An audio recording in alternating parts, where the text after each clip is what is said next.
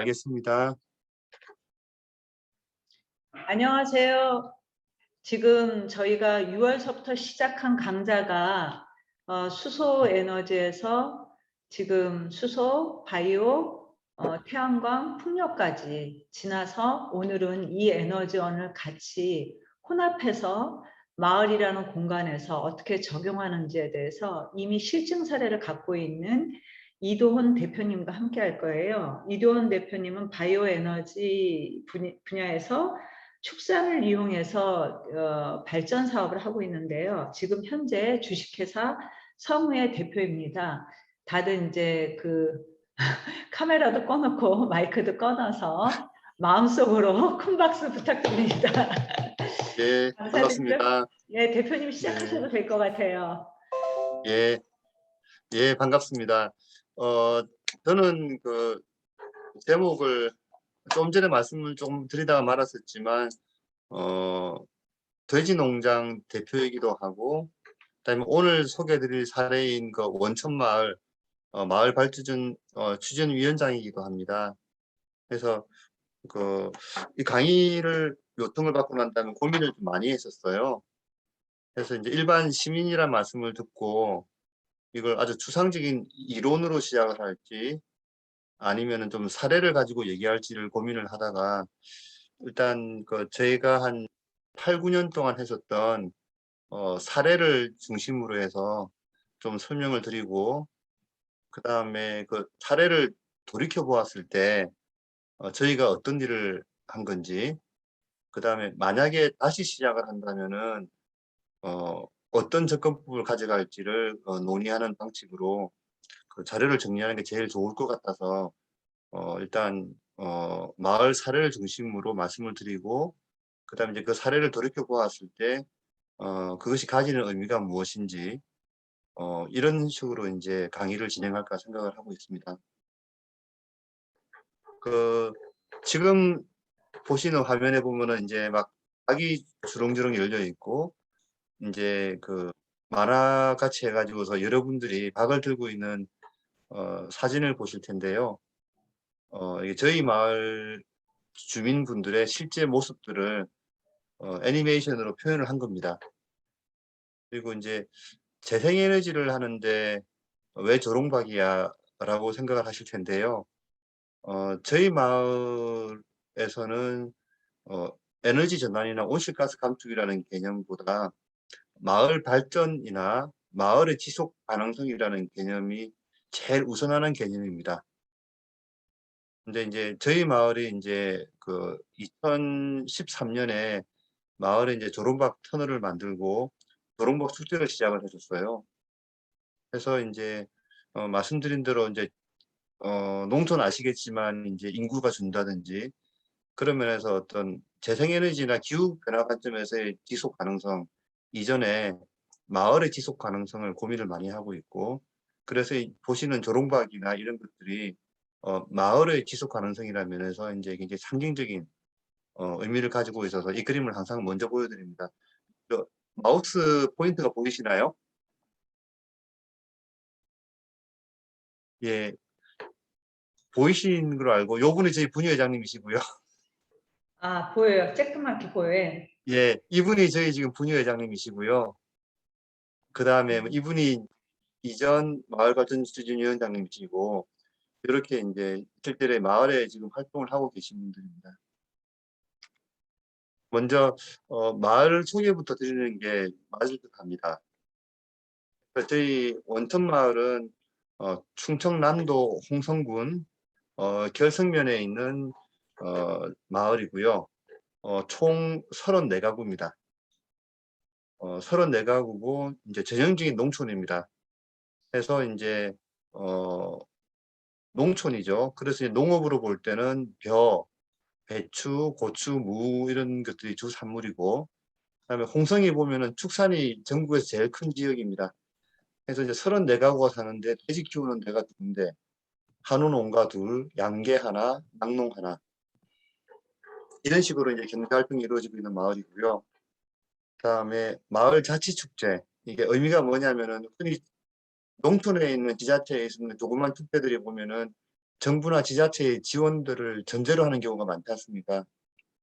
근데 저희 마을 같은 경우는 이제 지자체나 정부의 지원 없이 이제 2014년부터 한 해도 빠지지 않고 아까 보여드린 조롱박 축제를 이어가는 마을입니다.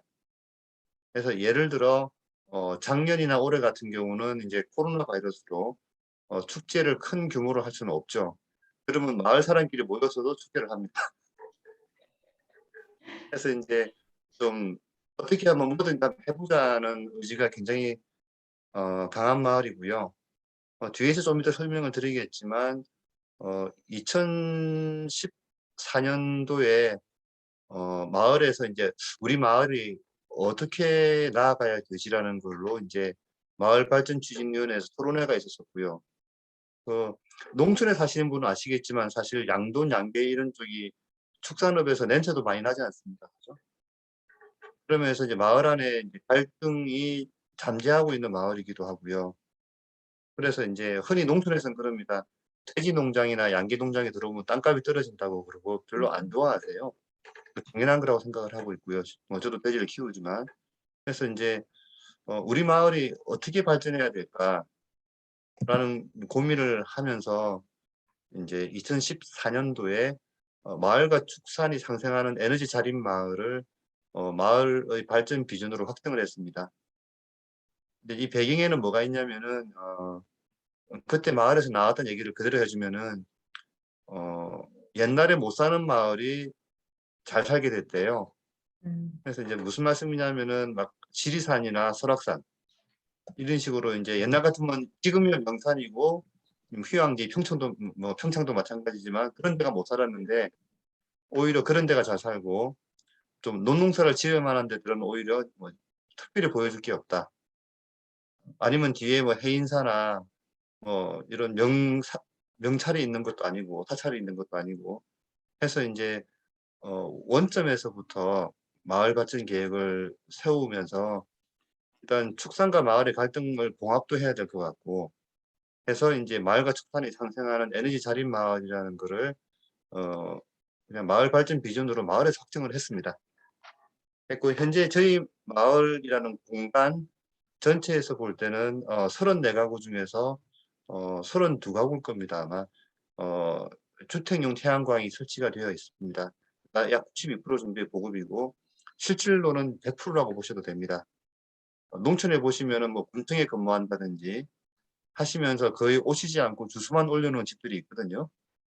그분들을 제외하면 실질적으로 이제 주택 태양광은 100% 보급이 되어 있고 그 다음에 이제 한전에 전기를 판매하는 상업용 태양광도 약 4.1메가와트 정도가 설치가 되어 있습니다. 그리고 저희는 이제 바이오가스 플랜트를 원천 마을에 있다고 해서 원천 에너지 전환센터라고 부르는데요. 작년 12월에 가축 분유를 에너지화하는 시설이 완공이 되어서 올해 말을 목표로 해서 시험 가동 중입니다. 하고 이제 작년 11월에 마을 기업 머네 협동조합이 설립이 되었습니다. 이제 머네 같은 경우는 34가구인데 15가구에서 조합원으로 참여를 하고 있고 1인당 출자 한도를 최대 30만 원, 최소 10만 원으로 해가지고서 특정인이 많은 지분을 가져가는 것들을 방지하고 가급적 마을군 모두가 조합에 출자자로 참여하는 그런 방향으로 방침을 잡고 있습니다. 지금 이제 다음 화면 바뀐 거 보이시죠? 네. 네, 보시면은 여기 이제 재생에너지나 이런 거 하나도 안 보이죠? 그러니까 이제 마을 발전이라는 건데 그래서 제일 마우스 포인트로 보이는 제일 왼쪽 상단에 있는 게 보면은 그 돼지를 방목하는 게 보이실 거예요. 요거는 뭐냐면 저희 농장하고 원천마을 분유회가 콜라보한 겁니다. 어, 그래서 이제 농촌에 보면은 짜투리 땅들이 있어요. 산 아래나 이런 쪽으로.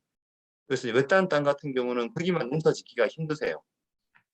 그런 데들은 이제 이렇게 방목시설을 만들어서 저희가 돼지를 한 40kg까지 키우면 그다음에 분유회에서 이어받아서 이제 돼지를 키우시면서 요걸 갖다가 이제 브랜드 사업으로 해본다든지 뭐 이제 이런 형식으로 해서 돼지를 키워서 이제 소득 사업을 해본다든지 아니면 이제 뭐 좀 이름 있는 셰프님을 불러서 마을 축제 때 우리 마을 고유의 레시피를 만들어 본다든지 뭐 이런 형식으로 해서 좀 다양한 시도를 하는 마을입니다.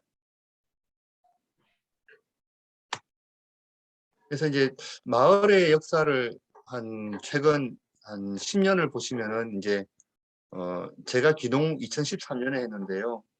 2010년부터 이제 마을에서 보면은 좀 마을을 발전시켜야 되겠다는 의지가 있었던 마을입니다. 그래서 이제 2010년도에 마을 입구에 있는 농로에 1.4km 해바라기 꽃길도 만들고 인원들은 다 죽었었대요.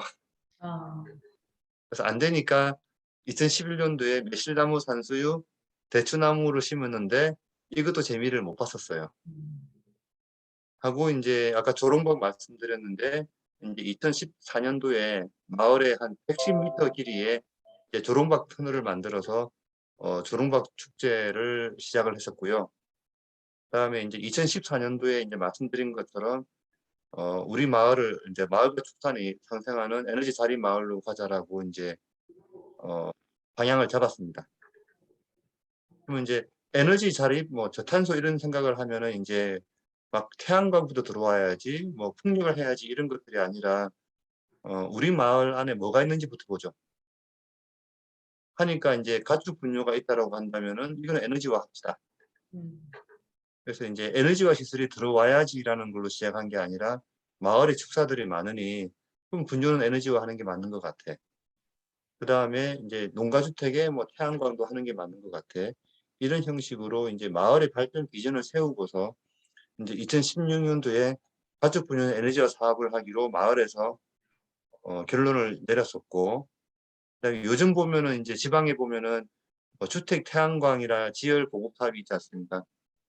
이런 게 있으면은 이제 저희 마을 같은 경우 이미 이제 마을 발전 비전을 저탄소, 뭐 재생에너지 이런 쪽으로 잡았으니까 이제 이장님이 갑자기 이런 공모 있으면은 가서 바로바로 이렇게 음, 사업을 따가지고 오세요.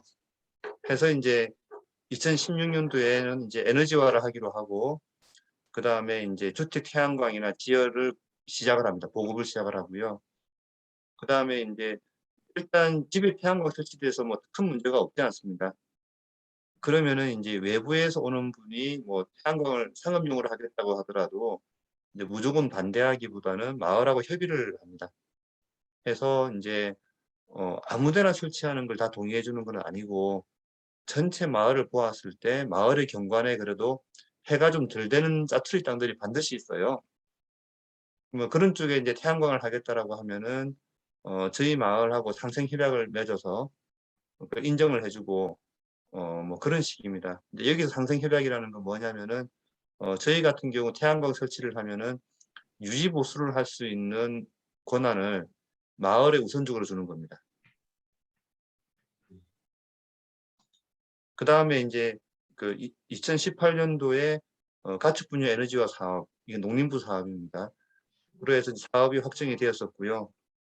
그 다음에 저희 같은 경우는 축사를 짓는데 에너지 효율성을 좀 극대화한 패시브 하우스 개념이 들어가 있는 축사를 준공을 해서 전기를 많이 아끼는 축사로 저희도 이제 리모델링이나 그런 방향으로 축사를 짓고요. 그 다음에 이제 이렇게 조금 마을이 알려지다 보니까 그 충청남도 같은 경우는 중부 발전이나 서부 발전 이런 데들이 석탄 발전소가 있다 보니까 지역 상생 기금들이 좀 있습니다. 그런 거 지원을 좀 받아서 이제 그 태양광을 이제 마을 추가 설치하는 이제 2016년도 같은 경우는 이제 지자체 사업을 공모를 해서 물론 제 자부담도 냅니다. 한 거라고 하면은 보통 농촌에 보면은 그 어떤 정부 사업 지원을 받으려고 하면은 무허가 주택은 불가능하죠. 음, 근데 막상 농촌에 보면은 무허가 주택이 절반이 넘어요. 그러면 이제 이분들은 지자체에서 어떤 뭐 정책 사업이 있더라도 참여를 못 하시기 때문에 이런 경우에는 이제 이런 이제 뭐 민간 기업이 하는 상생 사업 같은 것들을 받아서 이런 거는 이제 제도의 제약이 없으니까요. 네. 나머지 무허가 주택도 태양광을 다 설치하는 방식으로 하고 이런 경우에 흔히 보통 100% 지원을 해준다고 하는데 저희는 마을 자발적으로 반드시 자부담을 합니다. 아, 예, 그래서 그 자부담은 마을 발전 기금으로 누적을 시키고 그런 방식으로 하고요.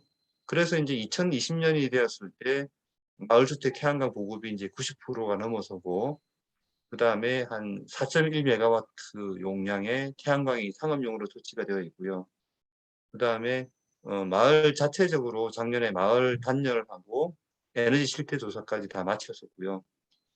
말고 이제 그냥 다양한 시도를 합니다. 예를 들어서 이제 주택에서 나오는 음식물 쓰레기를 모아서 한번 재미로 바이오가스도 한번 만들어 보고요.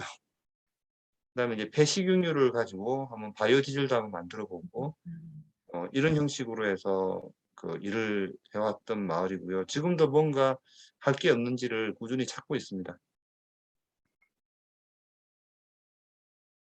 그래서 이제 저희 마을의 상징 같은 그림입니다.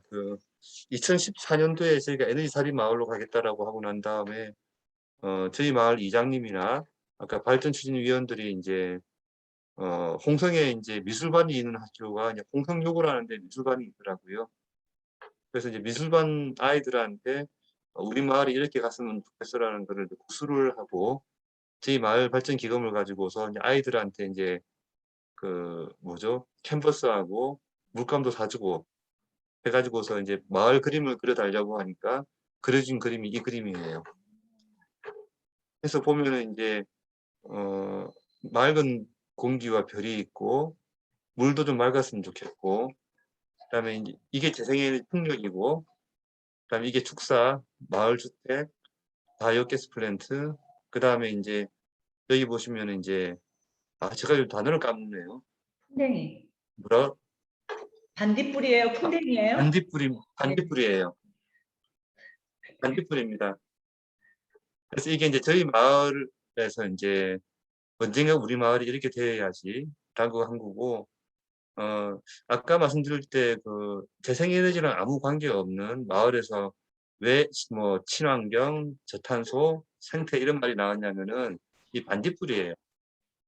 그러니까 이제 2013년, 4년도에 쭉 마을을 같이 둘러보다 보니까 마을에 꽤나 반딧불이 있는 거예요. 그래서 이제 축단이 있고 이러다 보면은 환경이 안 좋거든요. 그런데 막상 마을을 보니까 천연기념물인 황금개구리도 있고 그다음에 이제 반딧불들이 있더라 이거죠. 자, 그러면은 우리 마을도 친환경 마을로 갈 수 있지 않을까. 아시겠지만 무주 이런 데 보면은 막 반딧불 축제도 하고 그러지 않습니까? 그래서 이제 반딧불이 가지는 의미는 우리 마을이 친환경 마을로 갈 수 있다는 어떤 상징으로서 이 반딧불 때문에 저탄소 친환경 마을로 가게 된 겁니다. 음.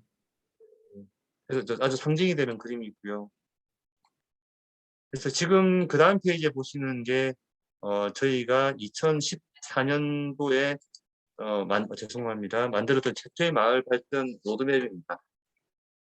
지금은 제가 이제 마을 발전 추진위원장인데 당시는 제가 이제 마을 발전 추진위원회 서기였습니다. 아, 그래서 이제 마을에서 쭉 회의를 하면은 이런 설명을 하면은 이런 자료를 항상 남겨놓거든요. 그래서 이제 보시면은 돼지가 있다 이거죠. 있는데 이제 아까 말한 분효회하고 상생하기 위해서는 한번 방목도 해서 방목도 한번 해보자 친환경적으로. 그 다음에 이제 축사나 이런 데에서 나오는 것들이 있으면은 분뇨를 가지고서 이제 에너지화도 하자. 그 다음에 이제 태양광에 무조건 반대하지 말자. 그래서 에너지 자립으로 가는 그림을 그렸었고요. 그 다음에 이제 플랜트를 가보셨는지 모르겠지만 이게 결국은 이제 메탄가스를 가지고서 발전을 하는 거거든요. 그 원리는 일반 자동차의 내연기관과 원리가 같습니다. 그래서 우리가 자동차에 휘발유를 넣으면은 하나는 동력으로 차가 움직이고 또 열도 나오죠. 네. 그러면 이제 마찬가지로 이제 바이오가스 플랜트에 발전기를 돌리면 열이 나오거든요. 그럼 그 열을 이용해 가지고서 유리온실을 만들어서 겨울철을 한번 나보자. 어, 우리가 사계절 채소를 먹고 겨울 같은 경우에 보면은 이제 하우스에서 채소를 재배하게 되는데 지난 겨울 같은 경우는 영하 20도까지 갔었죠. 그다음 우리가 사계절 딸기를 먹는데 여기에 굉장히 많은 에너지가 들어가요. 결국 그게 이제 농업용 난방유라든지 석탄 발전소에서 나오는 전기들이거든요. 자, 우리는 그러면은 이제 플랜트가 완공이 되면 폐열을 가지고서 난방을 하는 온실을 한번 만들어 보자. 뭐 이런 계획이었었고요. 그다음에 이렇게 방목하는 폐지들이 있으면은 이걸 가지고서 여기 보면 원천마을로 떠나는 식도락 이렇게 해놨는데 아까 말씀드린 것처럼 2014년부터 매년 축제를 하고 있고 여기서 분유회하고 셰프님들하고 계속 레시피를 만들어요. 이제 그런 것들로 이제 좀 로컬 푸드 개념이나 우리 마을에 특화된 음식을 만들어 보자는 것도 하고 있고요. 그다음에 경축순환이라 말씀 들어보셨는지 모르겠는데 사실 여기 있는 분뇨에서 분뇨가 퇴비이기도 하거든요. 하다 보면 분뇨 안에 있는 유기물은 에너지로 뽑아내고 나머지는 비료 성분이기 때문에 이런 비료 성분들을 갖다가 가지고서 친환경 액기를 만들어서 논에 살포를 하면 화학 비료를 대체할 수 말고도 이제 요즘은 다양한 얘기를 합니다. 에너지 작물을 심어볼까 이런 생각들도 좀 하고 있고요. 이런 식으로 이제 순환 체계에 대한 구상을 최초로 한 것이 2014년입니다. 근데 이제 뭐 저희 마을이 아직 당연히 얘기하다 보면 갈등이란 것들은 존재를 하고요. 단 뭐냐면 항상 만장일치로 어떤 결론을 내는 마을입니다. 근데 이제 어쨌든 이제 요 그림을 이제 2014년도에 마을 발전 비전으로 만들었고요. 요 과정에서 어떤 외부의 도움은 없었습니다. 그냥 이제 마을에서 그냥 이렇게 한번 해보면 어때? 뭐 이런 때였고요. 지금 보시는 그림은 이제 2017년도 초에 저희 마을에서 한 단계 그러니까 뭐라고 해야 되나 뉴 버전에 해당되는 마을 발전 계획이에요. 그래서 이제 아까 말씀드린 대로 저희가 이제 2016년도에 에너지화 하기로 마을에서 그냥 의결을 했었고, 그 다음에 태양광 축제에는 좀 설치가 됐죠, 그죠? 근데 해서 이제 그때 저희가 바라본 이제 모습인데 이제 농촌 같은 경우는 보면 군수님이 전체 마을을 쭉 지차를 하세요. 그래서 이제 군수님이 저희 마을에 오셨을 때 그렸던 마을 총회에서 이제 다시 그렸던 우리 마을의 미래 모습인데요. 보시면은 이제 우리 농촌을 바라보는 환경 변화를 기후 온난화나 온실가스 규제가 올 거라고 봤습니다. 네. 그다음에 이제 환경 규제는 강화될 수밖에 없고, 그다음에 기후가 변하고 에너지 값이 올라갈 텐데 농업 구조는 변할 수밖에 없을 거다 싶 것이다. 그다음에 이제 당연히 재생에너지나 전력 시장의 변화라는 것들은 있을 것이라고 본 겁니다. 이걸 저는 개인적으로 뭐라고 표현을 하냐면은 예정된 미래라고 표현을 해요. 그러니까 이제 이미 현실에 와 있는 거고, 그래서 이거는 예측은 아니죠. 단 언제 이 문제가 사회적으로 부각될지는 알 수는 없지만 필연적으로 제기될 수밖에 없는 문제이기 때문에 그냥 예정된 미래라고 생각을 하고 있습니다. 그래서 거기에 대한 대응으로서 이제 아까 보신 것처럼 바이오가스 플랜트도 있지만 농가 태양광 설치 마무리하고 마을 내에 어느 정도 규모가 있는 태양광이 들어오더라도 말씀드린 대로 마을의 경관을 해치지 않는 지역이라고 한다면 인정하자는 거고요. 그다음에 마을 축제 뭐 이런 얘기들이 있었고요. 근데 이런 것들은 이제 환경이고 중간에 환경 변화 대응은 도구죠. 네, 도구라고 한다면은 이제 결국은 이제 저희가 하고 싶은 건 더 인구가 안 줄고 좀 잘 사는 마을이 되는 거죠. 그런 면에서 본다면 이제 단기적으로 농업도 끝까지 친환경이 유기농이라든지 이제 이런 개념이었다고 한다면은 저탄소 개념의 친환경이 들어오지 않을까. 그다음에 축산업 같은 경우도 냄새를 더 줄여야 된다. 그다음에 이제 에너지 자립 마을로 가야 되는 게 맞는 것 같고 언젠가는 이제 에너지를 공유하는 모형으로 가려고 공유라는 게 무료로 나눠준다는 개념이 아닙니다. 예를 들어서 옆에 할머니가 이제 뭐 자식 댁에 가셔서 전기가 남아돈다면 그거 한 대내 주지 말고 옆에 사람이 사다 쓰는 게 낫잖아요. 뭐 그런 개념으로서 이제 그리드란 개념을 그때 처음으로 얘기를 했었고요. 그걸 저희끼리 그냥 농촌형 마이크로그리드라고 저희가 이름을 적었어요, 그냥. 예. 그다음에 이제 농업도 구조가 바뀌는데 에너지 작물이나 플랜트와 연동된 농업으로 가는 부분들, 그다음에 그 포괄수나 생태 에너지 자립 마을로서 우리가 관광이나 홍보 이걸 통해서 마을 브랜딩을 할 수 있지 않을까. 뭐 이런 형식으로 해서 2017년도에 마을 발전 계획을 한 단계 수정을 합니다. 그래서 이제 작년 12월에 완공된 이제 바이오가스 플랜트의 모습이고요. 이것도 에피소드가 있습니다. 처음에 플랜트를 하려고 할 때는 마을 기업이 소유하는 그림을 그렸었어요.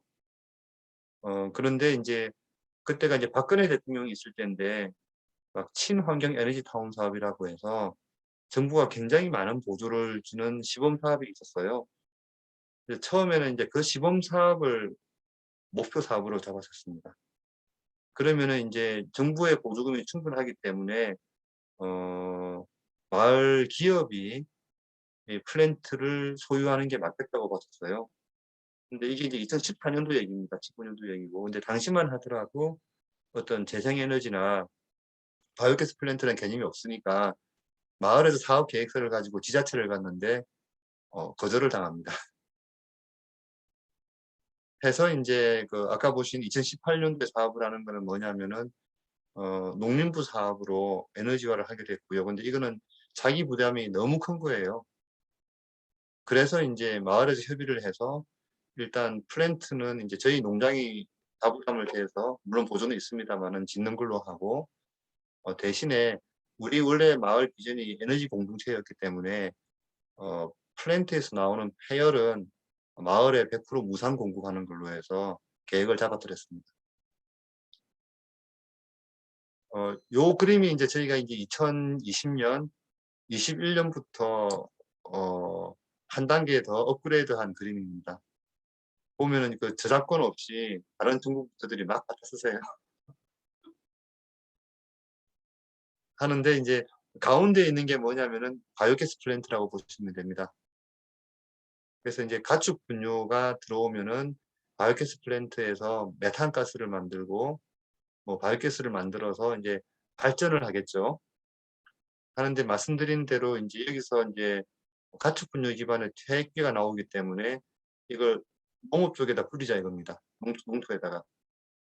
그리고 이제 에너지 작물을 심을 수도 있고 먹거리 작물을 심을 수도 있고 해서 이거는 이제 분뇨가 들어왔을 때 저희 농업에서는 경축순환이라고도 표현을 하지만 물질순환으로 보시면 되겠습니다.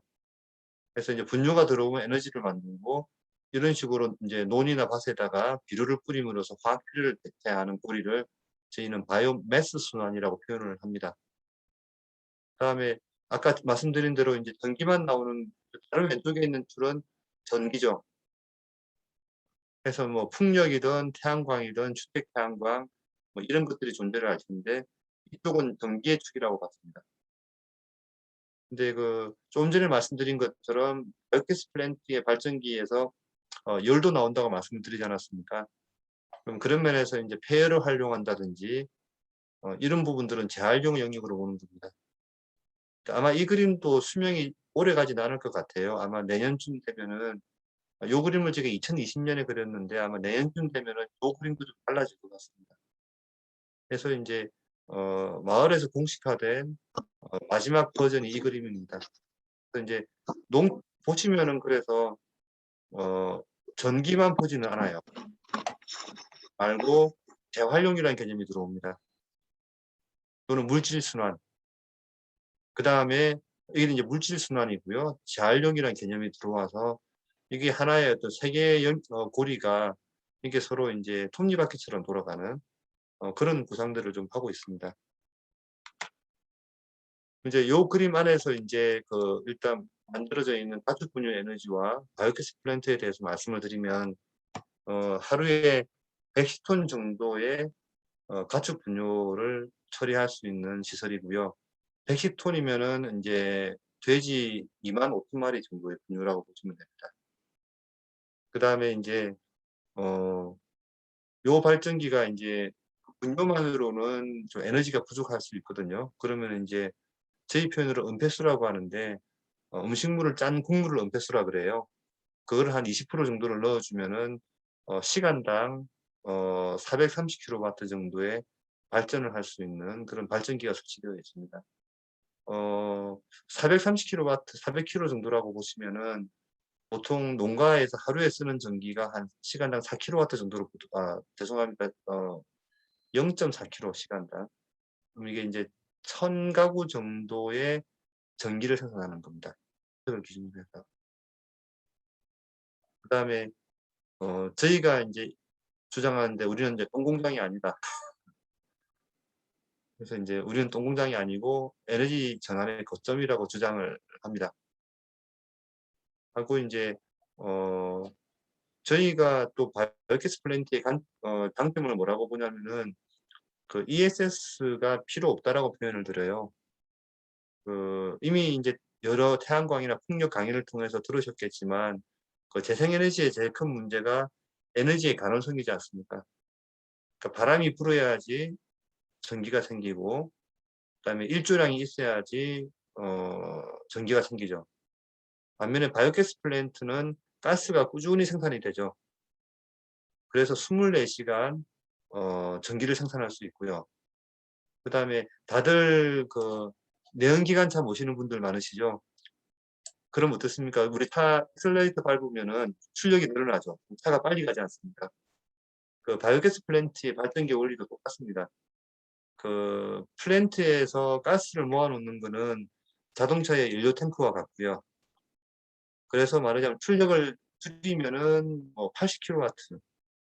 80kW로 발전을 할 수도 있고, 그다음에 출력을 늘리면은 400kW로 출력도 가능합니다.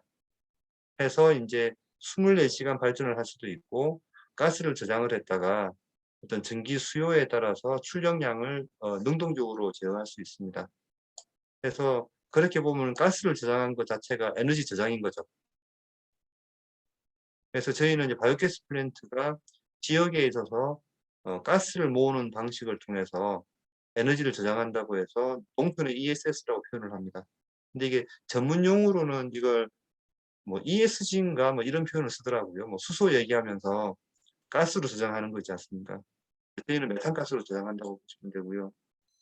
그리고 이제 방금 말씀드린 그런 면에서 농촌에 보면은 바이오매스나 석탄이 많이 들어와 있기 때문에 24시간 재생에너지 생산이 가능하고 출력을 늘렸다 줄였다 할 수 있기 때문에 미래 농촌 에너지의 어떤 굉장히 중요한 규모는 작지만 농촌이나 마을 단위로 보았을 때는 굉장히 의미 있는 시설이라고 보고 있습니다. 밑에 사업비는 들어가 있는데요. 저전 투자가 굉장히 많이 들어가 있는 브랜드고요. 그래서 이제 말씀드린 대로 이제 12월 말까지 계속 시험 가동하고 있고, 그다음에 이제 그 팥죽 분유에서 나오는 메탄을 가지고 에너지화하기 때문에 그만큼 온실가스를 감축하는 효과가 있어서 이거는 이제 저희가 볼 때 이제 온실가스 감축 사업으로 추진을 하고 있습니다. 이제 향후 계획은 뭐 뒤에 좀 자세히 말씀을 드리겠지만 농촌 마을형 마이크로 그리드라는 걸 해봐야지. 그래서 이제 17년부터 세웠던 계획을 진행을 하려고 하고 있고요. 그다음에 이제 저희 양동장 같은 경우는 언젠가는 이제 R200 농장으로 갈 수 있다고 보고 있고, 마을도 같은 개념으로 보시면 되겠습니다. 그다음에 이제 저탄소 농축산물이라는 개념들을 좀 만들어 보려고 하고 있습니다. 이제 축산도 축동에 따라서 이제 온실가스 배출의 메커니즘이 다르거든요.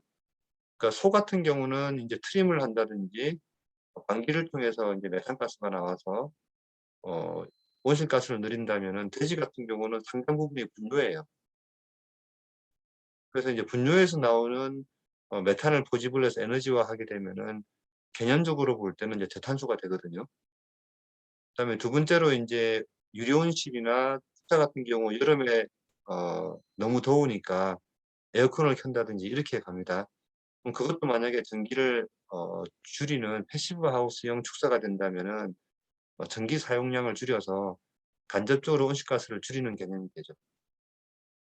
다음에 이제 폐열을 활용을 해서 예를 들어 딸기를 키운다면은 이제 화석 연료나 석탄 발전소에 전기를 사용하는 게 아니니까 이제 저탄소 딸기라는 개념이 성립이 됩니다. 그래서 이제 저탄소 개념의 육가공, 저희가 육가공을 한다는 게 아니라 이제 육가공 회사에 하고 서로 이제 연대를 해가지고 저탄소라는 개념으로 한번 축산업을 한번 해보자. 뭐 이런 것들이 이제 현재 추진 중이거나 또는 계획 중인 것들입니다. 방금 말씀드린 게 이제 그 바이오 가스 쪽이고요. 저희 이제 원천 마을을 좀 말씀을 드리면은 왼쪽에 보시면은 이제 나오는 화면이 이걸로 이제 개인 프라이버시니까 이름은 제외했습니다만은 마을 주택 하나하나에서 쓰고 있는 전기 사용량하고 심지어는 이제 농촌이니까 가스공사가 없거든요. 지역 난방공사도 없습니다. 그랬을 때 이제 배달되는 LPG 통 있죠. 옛날에 농촌분들 계신지 모르겠지만 오토바이 타고 가면서 뒤에 가스통 배달했지 않습니까? 그게 이제 난방 열원이란 말입니다. 그런 데이터베이스까지 저희가 일단 한 1년 정도는 다 구축을 해놨고요. 그다음에 작년에 시험적으로 주택 한 군데 단열을 검사를 해서 패시브 하우스로 한번 바꿔봤어요. 이런 형식으로 이제 진행을 하고 있고요. 그다음에 저희가 볼 때는 그 재생에너지도 중요하지만 최상위 개념은 온실가스 감축이거든요. 그래서 이제 온실가스 감축을 하기 위해서 화석 연료가 아닌 방식으로 전기를 만들겠다 하는 게 재생에너지고요. 하지만 그만큼 중요한 것이 에너지를 적게 쓰는 거죠. 그게 아까 말씀드린 이제 간접적인 방식이라고 말씀드렸는데 그걸 보통 이제 에너지 효율화라고 표현을 하고 그게 이제 주택 같은 경우는 단열을 보강해 보는 것도 이제 좋은 방법이고 세 번째는 아까 말씀드린 재활용입니다. 그 기존의 화학 비료들이 보면은 인제 원유라든지 LNG에서 화학 비료가 만들어져요. 그래서 인제 화학 비료의 제조 과정에서도 온실가스가 많이 배출되죠. 근데 그걸 갖다가 인제 아까 말씀드린 가축 분뇨 비료를 사용을 하면은 그만큼 화학 비료를 절감할 수 있기 때문에 순환 경제도 만들어지고 그만큼 온실가스를 감축하는 효과가 있습니다. 그래서 인제 저희가 바라보는 거는 에너지도 있지만 이런 에너지 효율성 개념들을 강조하고 있고요. 특히 에너지 효율성이 저는 굉장히 의미가 있다고 보는 게 결국은 단열을 해야지 더울 때 좀 덜 덥게 살고 추울 때 좀 덜 춥고요. 그다음에 삶의 질이 높아지죠. 그래서 저희는 재생에너지 이상으로 에너지 효율성이 중요하다고 봅니다. 그래서 인제 그걸 제가 인제 그 생활 속 에너지 전환이라고 표현을 드렸는데요. 농가 주택의 에너지 효율성을 한번 개선해 보자고 해서 뭐 저희 마을에서 그냥 인제 서구 발전의 일부 펀딩을 받아서 저희 마을 돈도 들어가고 해 가지고서 인제 어 집 한 채의 에너지 효율성 개선 시범 사업을 했고요. 그다음에 아까 말씀드린 그 2014 년부터 했었던 그 도롱붑 축제를 작년부터는 일회용품을 사용하지 않는 축제로 전환시켰습니다. 그래서 옛날 같으면은 당연히 인제 종이컵이나 또는 플라스틱 이런 것들을 쓰는데 전부 다 인제 바꿨고요. 이렇게 하다 보니까 인제 처음에 이제 분유회에서 설거지가 늘어난 거예요. 그래서 이제 어떻게 했냐면은 옛날에는 이제 분유회 회원들이 축제를 하면 이제 음식을 이제 식탁 위에다가 이렇게 나눠주는 방식이었는데 작년에 그 흐름을 바꿨어요. 뷔페식으로. 그래서 이제 뷔페식으로 축제 구조를 바꾸면서 어떤 분유회 분들의 어떤 노동 강도도 줄이고 뭐 이런 형식으로 인제 축제의 흐름도 바꾸고 했었고요. 그다음에 그 말씀드린 대로 저희가 플랜트가 완공이 됐을 때 해열이라든지 추후에 저희 마을에 육자 산업이나 관광 사업을 한다면은 그거는 이제 마을의 공유제란 말입니다. 지금 마을에 100% 드린다고 했으니까. 인제 그래서 이제 작년 12 월에 플랜트가 완공되는 시점에 맞춰서 작년 11 월에 마을기업 원예 협동조합이 설립이 됐습니다.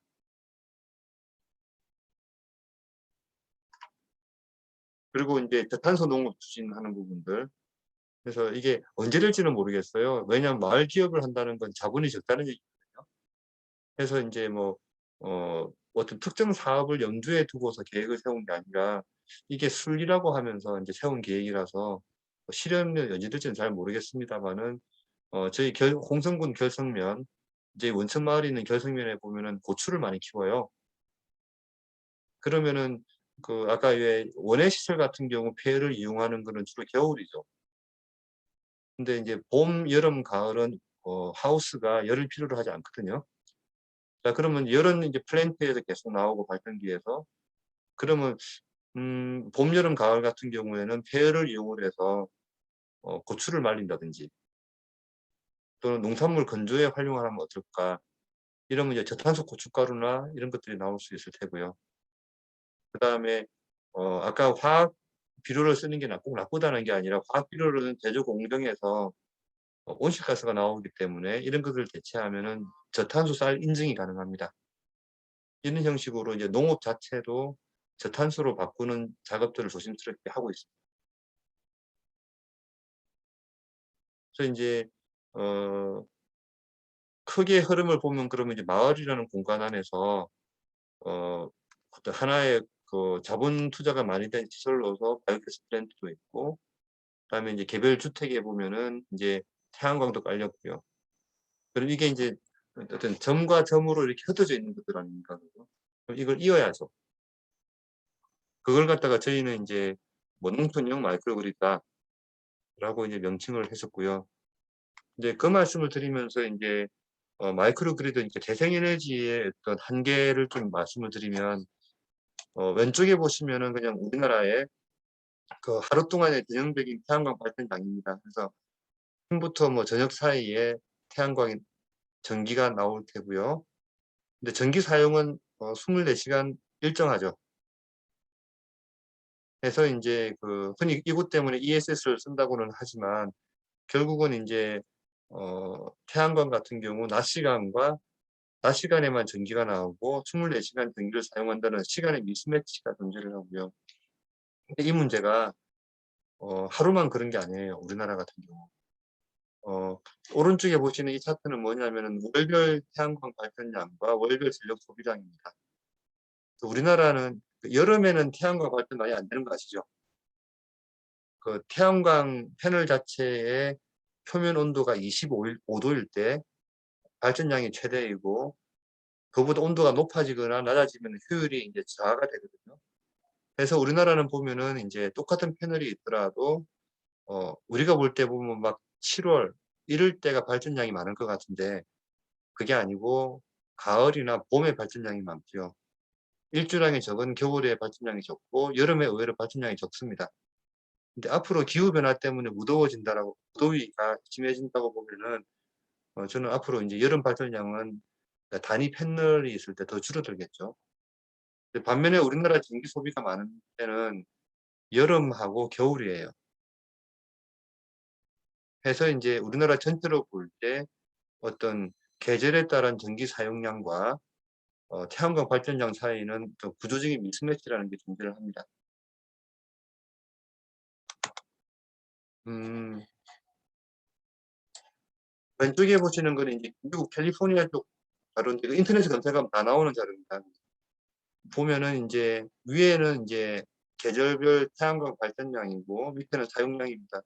캘리포니아 쪽을 보시면은 소비량하고 발전량의 추세가 좀 비슷하죠. 그다음에 인제 오른쪽에 보시는 거는 독일의 경우입니다. 독일 같은 경우 보면은 인제 위에 있는 게 풍력이고 노란색 막대 그래프가 태양광 그다음 제일 바닥에 있는 게 이제 소비 전력 사용량인데요. 마찬가지로 북반구에 있는 나라니까 여름에 태양광 발전이 많고요. 그다음에 독일 같은 경우는 여름에 우리나라 같이 덥지 않거든요. 해서 인제 보시면은 여름에 전기 사용량이 많을 때는 태양광이 커버를 해 주고 그다음에 겨울에 태양광 발전량이 적을 때는 풍력이 커버를 해 주는 그런 구조입니다. 그래서 인제 독일이나 캘리포니아 같은 경우에는 그 기후 특성 자체가 어떤 자국의 전기 사용 패턴과 이렇게 맞아떨어져 가는 그런 좀 우리나라보다 많이 유리하죠. 반면에 우리나라는 아까 말씀드린 대로 좀 구조적으로 향후 인제 재생에너지를 늘려야 되겠지만 기후 조건이 좀 열악한 편이 아닌가라고 생각을 하고요. 인제 그런 면에서 저희는 인제 바이오가스 플랜트가 좀 의미가 있다고 보는 겁니다. 그래서 이제 말씀드린 대로 이제 그 에너지라고 하는 것들 중에서 사실 전기만 에너지가 아니거든요. 그 뭐 도시 같은 경우라면은 크게 3개의 기관이 에너지를 공급하죠. 가스공사, 그다음에 지역 난방공사, 그다음에 한전. 근데 저희 관점에서는 이제 나름대로 아까 폐열을 어떻게 쓰고 이런 것들이 보면은 농촌에는 지역 난방공사나 가스공사가 없기 때문에 저희는 에너지라는 개념을 좀 광의로 가져가죠. 즉 전기와 열로 봅니다. 그 안에서 좀 최적화를 하겠다는 생각을 가지고 있고요. 추후에 마이크로 그리드를 만든다면은 뭐 이런 기술적인 게 아니라 이제 뭐 그냥 이제 다이어그램을 그리면 이런 식이겠죠. 그래서 이제 덜가스 플랜트가 있으면은 여기서는 메탄가스도 생산을 하고 에너지 저장입니다. 초록색. 그다음 이제 살색으로 표시된 거는 이제 열 생산이고요. 회색은 전기 생산을 하고. 그래서 저장과 열 생산, 전기 생산으로 보고 있고요. 그다음에 이제 추후에 시설 원해가 들어온다고 한다면은 여기는 이제 짙은 나무색으로 되어 있는데 열 사용량을 보려고 하는 거고요. 그다음에 축사 같은 경우는 주로 전기를 사용을 합니다. 이제 추후에 이제 저희가 이제 마을 기업이 운영하는 한 100kW 정도의 태양광을 한번 만들어 보려고 그래요. 근데 굳이 왜 태양광을 하려고 한번 해보려고 하냐면은 아까 말씀드린 대로 언젠가는 마을 안에서 전기를 쓰려고 하면은 마을 안에서 전기가 움직여야 되겠죠. 마을 안에서 전기를 사고 팔 수 있어야 되는데 이게 아직 우리나라에서는 정립된 개념이 아니기 때문에 일단 시범적으로 플랜트하고 마을 기업이 운영하는 태양광 유료온실 간의 열과 전기 거래를 마을 안에서 하는 것들을 한번 해보려고 합니다. 그다음에 이제 농가주택 같은 경우는 아까 말씀드린 대로 열을 겪은 경우에는 가스를 사용하고 있어서 노란색으로 표시를 했고요. 반면에 전기 사용량이나 태양광 발전량을 측정을 하려고 하고 있고 농업시설 같은 경우도 마찬가지고요. 그리고 이런 데이터들을 빅데이터로 만들려고 합니다.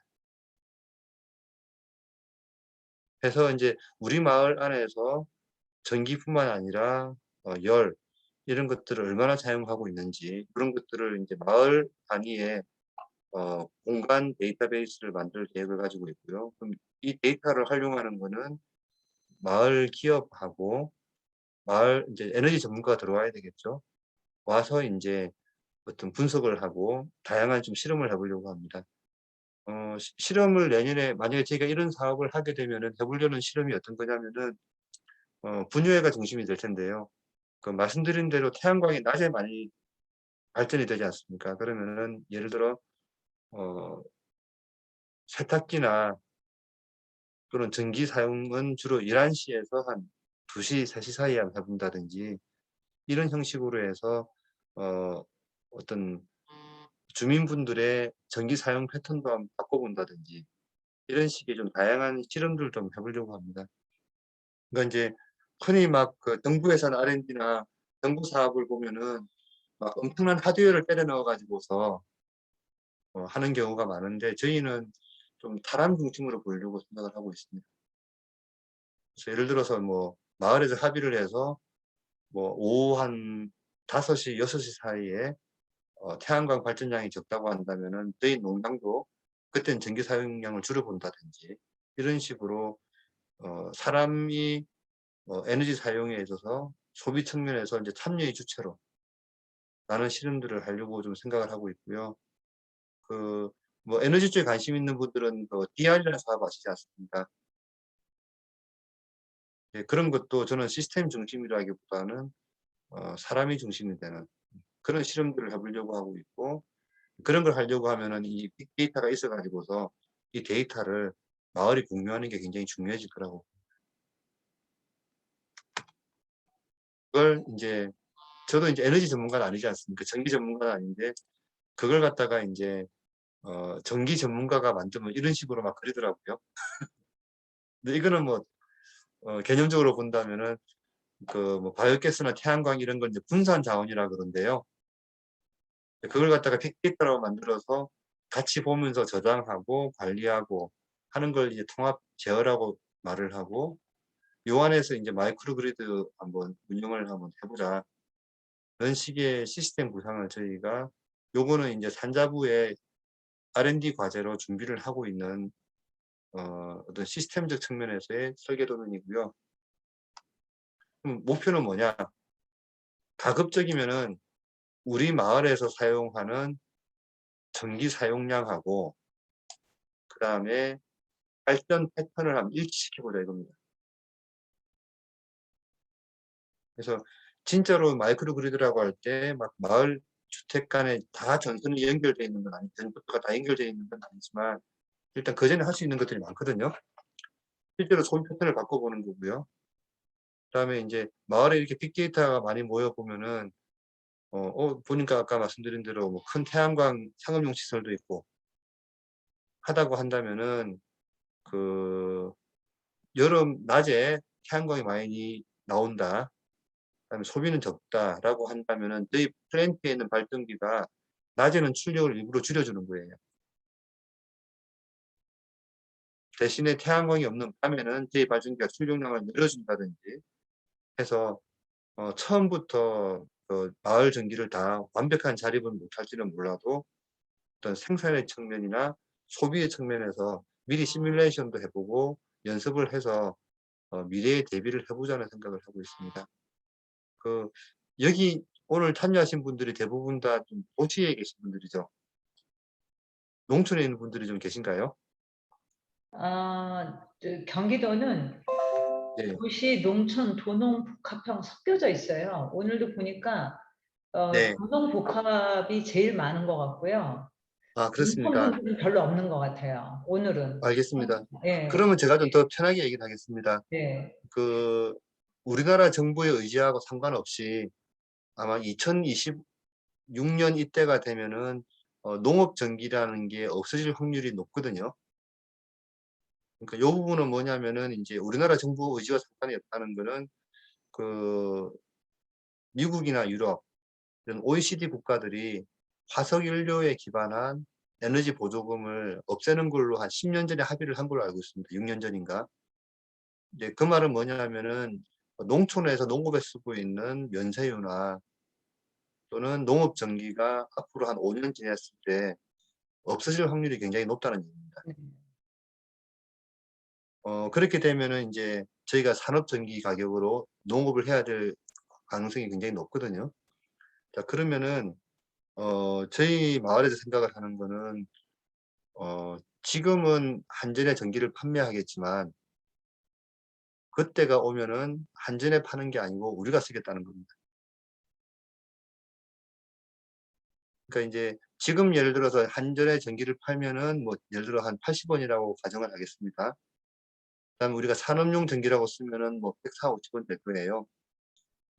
네. 그러면 이제 지금 농업에서 볼 때는 그러면 이제 80원의 전기를 농업용 전기가 지금 40원인가 그럴 겁니다. 3, 40원인데 그러면 지금은 농업 활동을 보았을 때 태양광이 되면 한전에 팔고 그다음에 농업 전기는 싸게 한전에서 사다 쓰는 게 맞는데 2025, 6년이 되면은 산업 전기 가격이 140, 50원에 이른다고 가정을 하면은 차라리 우리가 7, 80원에 한전에 파는 게 아니라 자가로 쓰는 게 나을 수 있다는 말씀입니다. 네. 그다음에 이제 장기적으로 볼 때는 REC 가격이 떨어진다고 보거든요. 그럴 수밖에 없죠. 왜냐하면 REC라고 하는 것들이 이제 주로 석탄 발전소나 온실가스 배출이 많은 데서 사가는 건데 앞으로 재생에너지는 늘어나고 석탄 발전소가 좀 줄어든다라고 본다면은 이제 언젠가는 REC 수익을 내는 것보다 자가로 활용을 한다든지 또는 뭐 가상 발전소가 생겨서 제도가 바뀐다면은 REC는 따로 떼어내서 마을에 모아서 먼저 뭐 삼성전자에 판다든지 이런 식의 분리가 일어날 거라고 보는 거예요. 또는 우리가 스스로 REC를 가지겠다, REC를 포기하겠다. 그런 말은 뭐냐면 우리가 만드는 농수산물이 아리백 농수산물이 될 수도 있다. 그런 식으로 이제 농업 전기가 없어진다라고 하면은 결국은 이제 에너지를 우리 마을에 쓰면서 마을이 쓰면서 할 수 있는 다양한 메커니즘들을 고민을 지금부터 좀 해놓는 게 맞는 것 같아서 저희는 이제 마이크로 그리드가 특히 농촌 농업 전기와 관계되어 있어서는 장기적으로 고민을 해야 되는 과제라고 보고 있고, 그런 것들을 앞으로 한 3년 정도 좀 예행 연습을 하고 어떤 가상의 시나리오 분석이나 실험들을 좀 해보려고 하고 있는 게 이제 저희가 생각하는 마이크로 그리드의 미래 모습입니다. 어떻게 보면 이제 완성된 모습이라기보다는 5년, 10년, 15년이 지났을 때도 우리 마을이 에너지 문제에 있어서는 에너지 가격의 상한선을 정해놓는 거죠. 이 이상은 안 올라가는 거니까요. 그런 형식의 관점을 가지고 있고, 어, 국가에서 잘 하겠지만 에너지가 분산형으로 가고 대생에너지가 늘어나면은 전력망 자체의 불안정성은 커지지 않습니다. 네. 그건 뭐 그냥 당연한 겁니다. 그런 면에서 보더라도 대도시 같은 경우라고 한다면은 문제가 없겠지만은 어, 전기의 불안정성이 커진다고 할 때 국가에서 제일 신경 쓰는 거는 아마 안보, 통신, 대형 제조업, 금융업에 전기를 공급하는 게 우선일 거예요. 네. 그 다음에 대규모 주거질 겁니다. 근데 이제 아마 우선순위가 제일 떨어지는 게 농촌 농가주택이나 농업시설일 거라고 저는 추측을 하거든요. 근데 그게 나쁘다는 건 아닙니다. 이제 국가가 일단 그런 사태가 안 생겨야 되겠지만 그런 사태가 생긴다고 할 때 국익 전체의 우선순위를 따져서 전기를 공급하는 게 맞을 거고요. 근데 이제 재생에너지나 분산 에너지가 들어올수록 불안정성이 커지는 것은 어쩔 수 없다라고 보고 있다고 한다면은 마을 차원에서라도 더 에너지 자립할 수 있는 체계를 만들어 놓는 것들은 마을 차원의 에너지 안보 음. 면에서도 중요하다고 보고 있습니다. 네.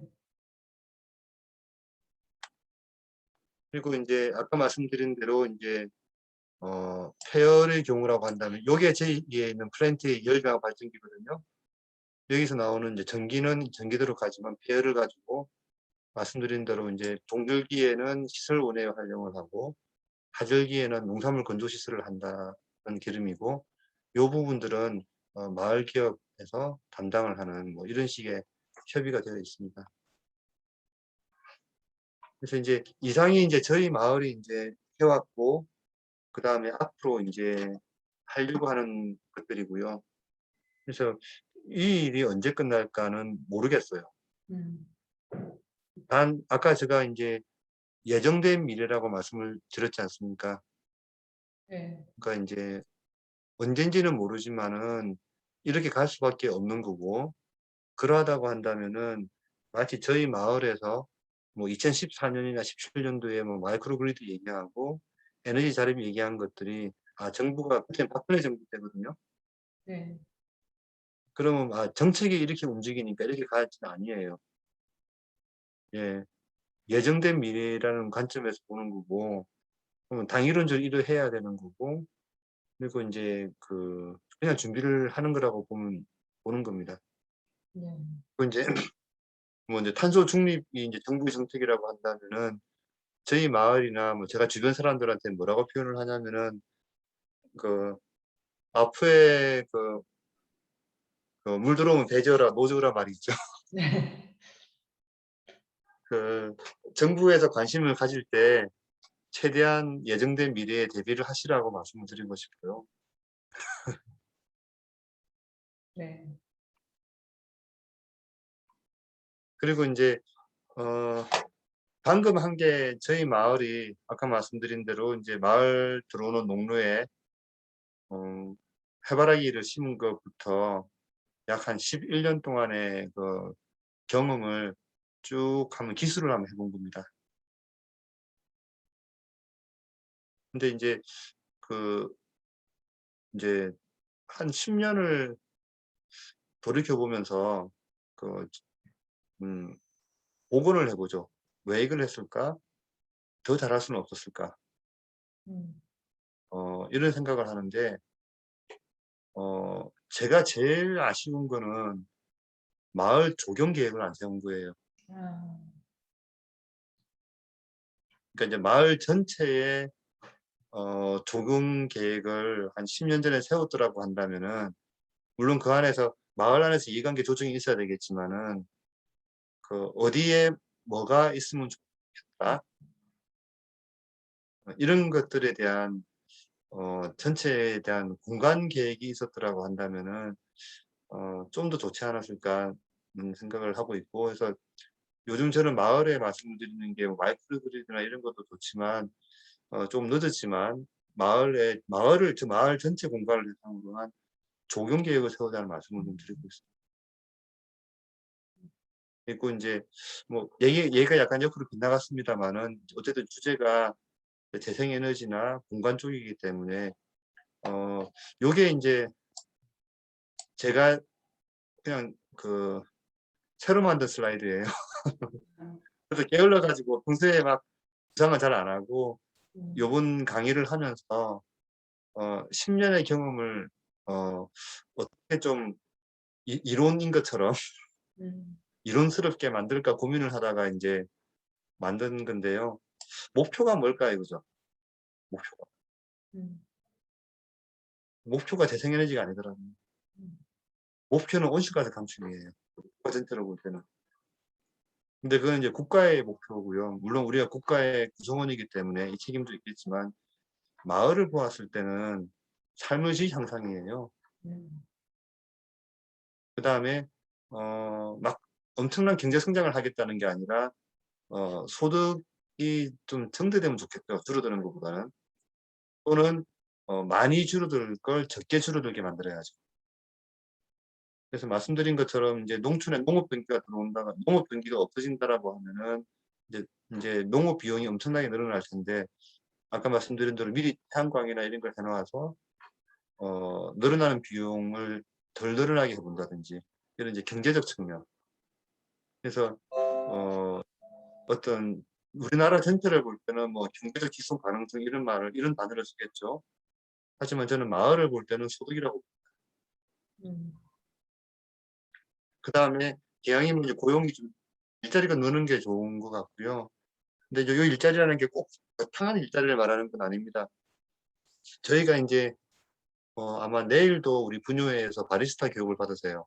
근데 이제 한 300평 정도, 저희가 이제 산자부 사업이 되면은 한 300평 정도의 실증을 위한 온실을 지을 텐데 한 100평 정도는 카페형으로 만들기로 했어요.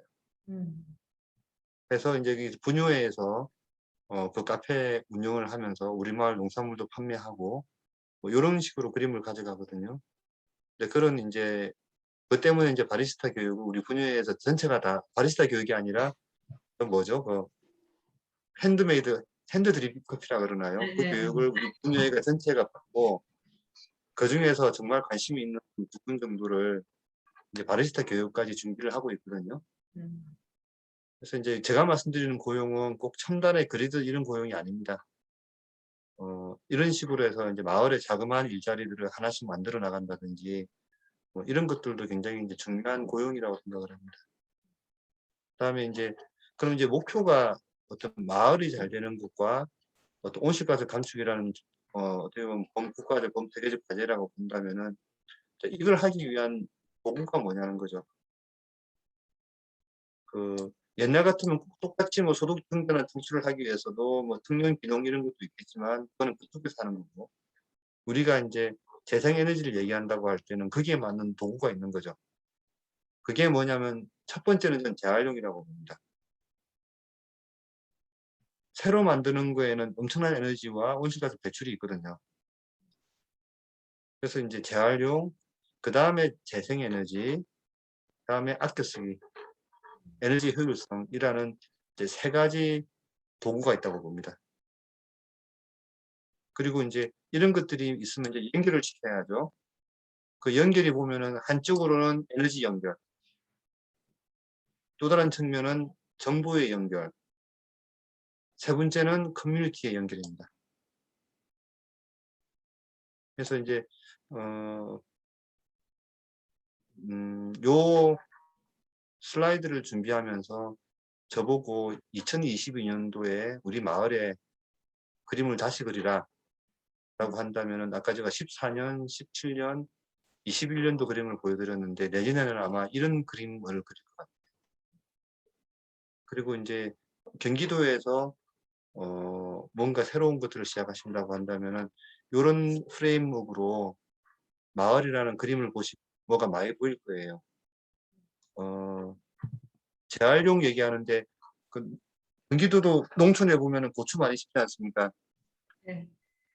그 카본 블랙이라는 거 아시죠? 몰라요. 카본 블랙이 뭐냐면은 들깨나 참깨, 고추를 수확하고 난 다음에 남아있는 근데 그거 다 태우지 않습니까? 네. 그 태우는 게 온실가스 배출량이 엄청나고 미세먼지가 굉장히 많아요. 네. 근데 이제 막 정부나 이런 데에서는 막 거대한 사업만 생각을 하시거든요. 근데 의외로 그게 많습니다. 그리고 이제 그래서 이제 저는 내년이나 후내년이나 한번 농림부나 이런 데 제안을 하고 싶은 게 바이오가스 플랜트에다가 이제 참깨나 고추대 같은 것들 미세먼지도 만들고 엄청난 메탄가스를 배출하는 것들을 수거해 가지고 네. 플랜트에 넣는 것들을 한번 생각을 한번 해 봐요. 음. 근데 이게 쉽지 않습니다. 왜 쉽지 않으냐면은 고추 같은 경우 보면은 비닐로 묶어주죠. 넘어지지 말라고 고추대가. 또는 멀칭을 할 때 비닐을 쓰죠. 음.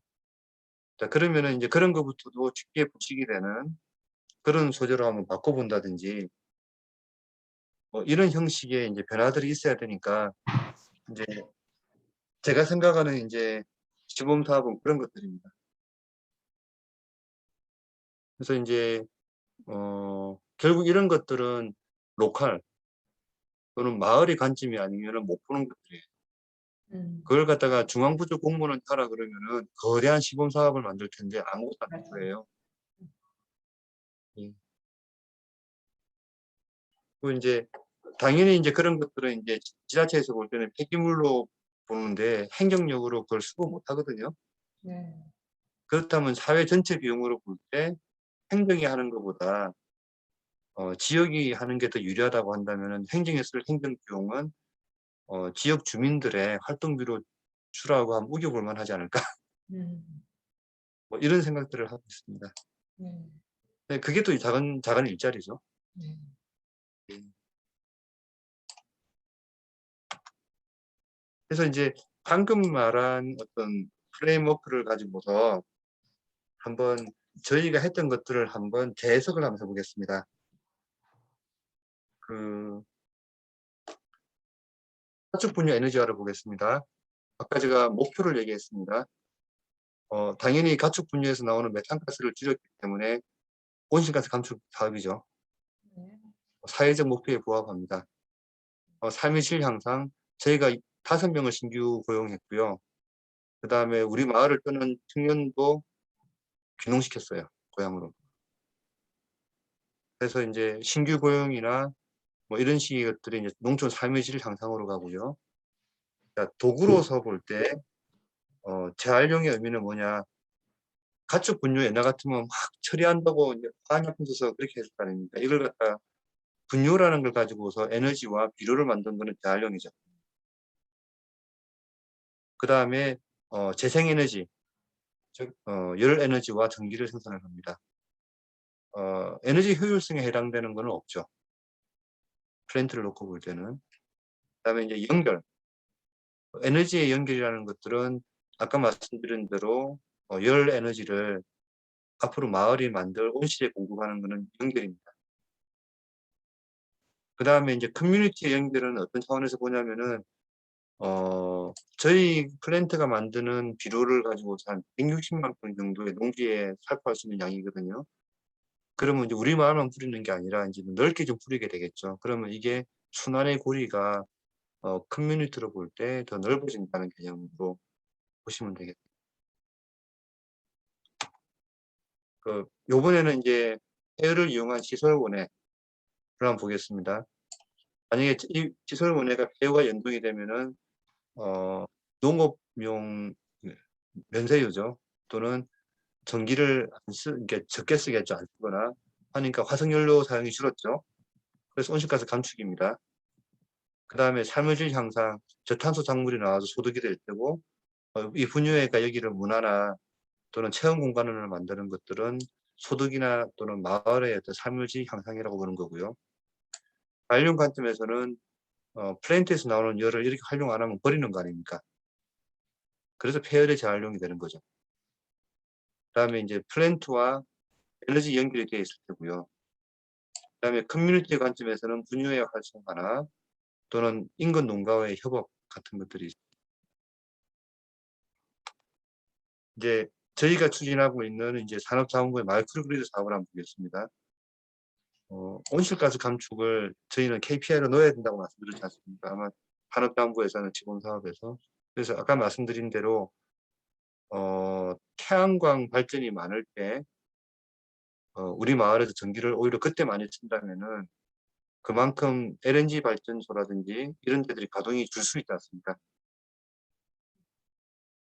그래서 전기 사용 효율성 제고라는 것들도 온실가스 감축에 기여한다고 보는 거고요.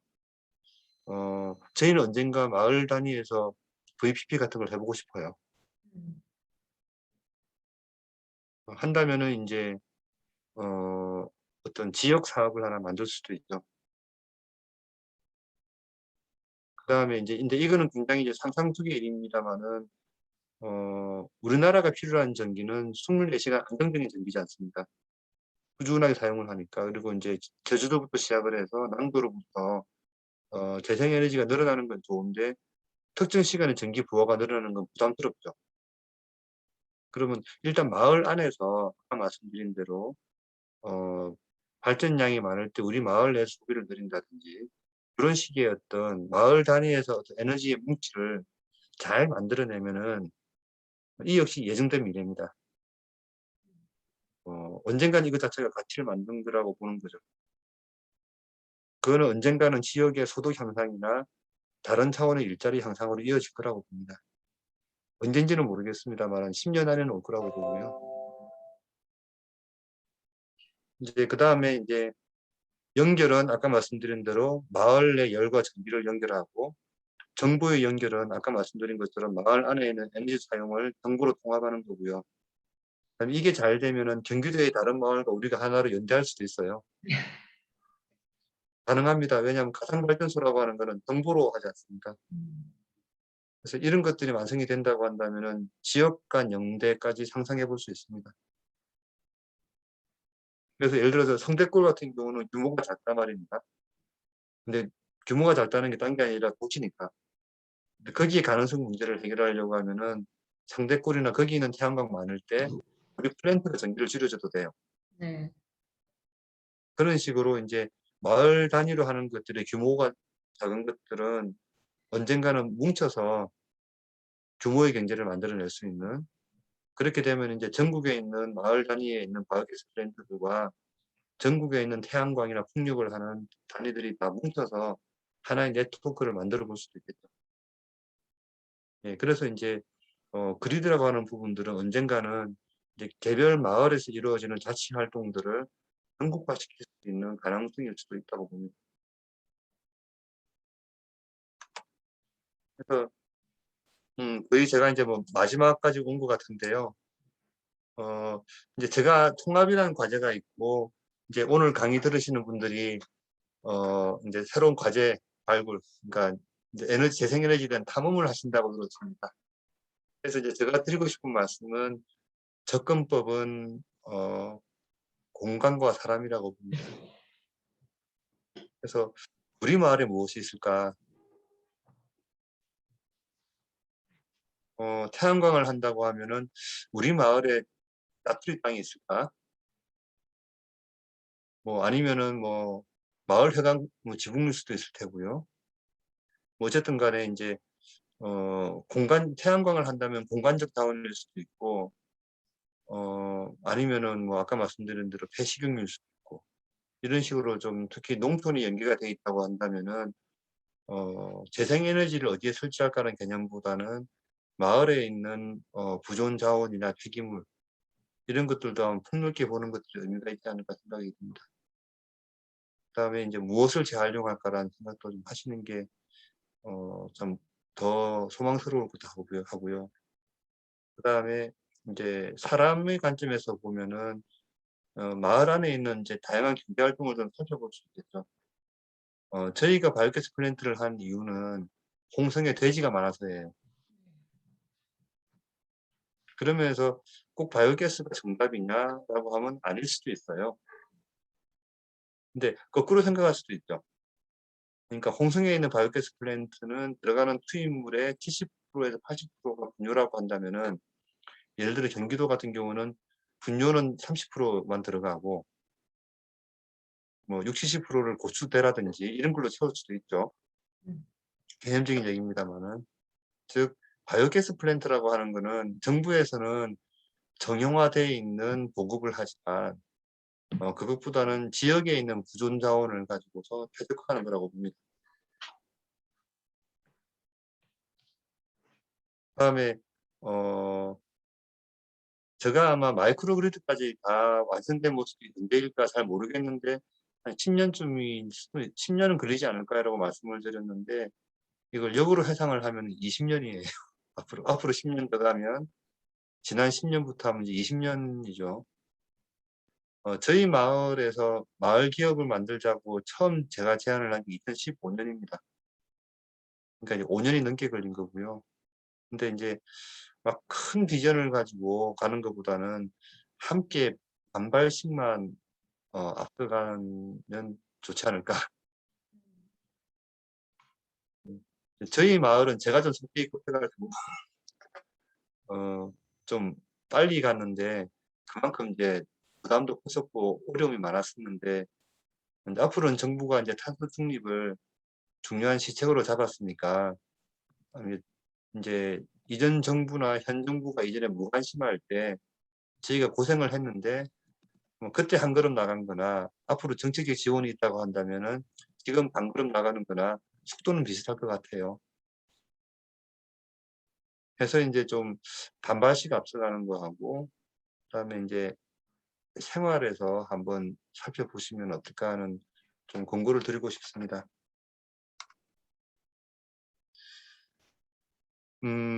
우리가 했다가 흐지부지 된 것들도 많습니다. 그래서 음식물, 우리가 작년에 마을 축제를 할 때 인제 가정에서 나오는 음식물 폐기물을 모아서 이제 가스 발전을 해서 축제할 때 연료로서 보려고 했었어요. 근데 이제 재미를 못 봤습니다. 근데 내년에 또 시도를 한번 해 보려고 그러고요. 그다음에 바이오 디젤도 한번 만들어 봤었어요, 폐식용유를 모아서. 근데 이미 폐식용유를 수거하는 체계가 있더라고요. 두 번째로 법적으로 마을에서 만든 바이오 디젤을 자동차 연료로 쓸 수가 없더라고요. 그래서 이거는 인제 하다가 재미로는 해 봤는데 이게 인제 할 수 있는 모델은 아닌 건데, 그냥 뭐 이런 다툼들 자체가 의미가 있지 않나 생각하고 있습니다. 그리고 더더군다나 마을에서 볼 때 우리가 만든 에너지가 이게 인제 불법이니까 하시면 안 됩니다. 하지만 그 차를 몰아본다는 건 신나는 경험이거든요. 음. 네. 그다음에 인제 앞으로 시도해 보고 싶은 것들이 말씀드린 대로 고축계 부산물 모아서 어떤 지역의 환경 처리 비용도 이나 부담도 줄이고 온실가스도 줄여보고 미세먼지도 줄이는 거 한번 해 볼까? 뭐 이런 것들.